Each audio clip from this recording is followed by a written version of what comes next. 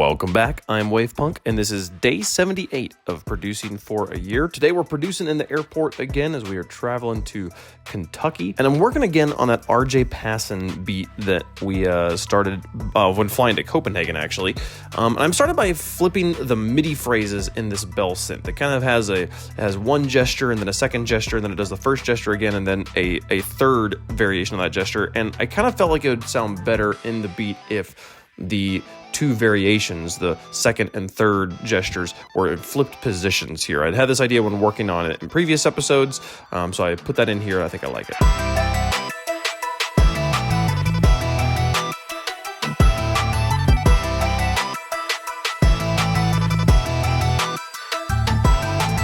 Now, beats are generally pretty simple pieces musically, and so a big part of what makes them interesting from moment to moment is kind of the way you deal with energy. So coming out of our kind of hook section, which has a lot of energy, we want to suppress the energy. We want to push the energy down. That's why we have that filtered section that we made in a previous episode. To continue to add to that suppression of energy, I then add a drumless section here, so we can have it explode back out when we have the drop come back in again, when we go back to that full hook.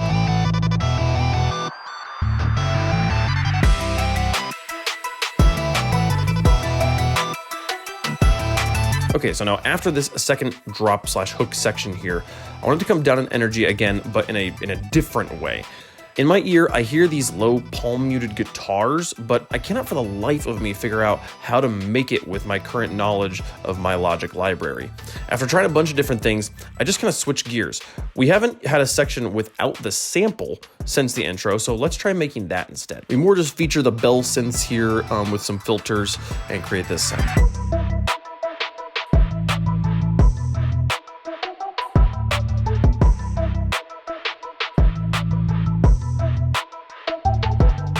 At this point, I kind of got in the zone and forgot to write down notes of what I actually did, so this is kind of a loose recollection here. So far, formally, the energy of the piece goes from low to high, then to low to high. So I want to do two low sections in a row, so we can then do two high sections in a row and end the piece. That'll be how the whole beat kind of works out. Low, high, low, low, high, high, done. This synth bell section we just made is that first of the two low sections. So for the second one, I want to do strings using kind of one of the ideas that we made at the very, very beginning of ideating this beat. So let's use that bass line we use at the very beginning section that we haven't used since and build an ostinato to go with it.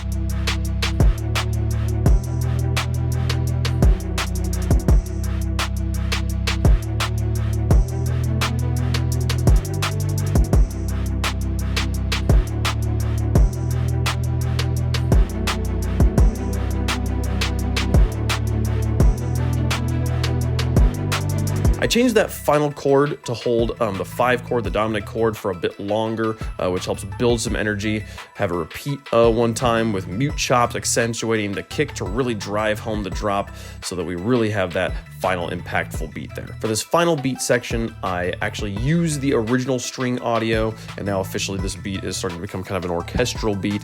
We fine-tuned those a little bit, sounded like this.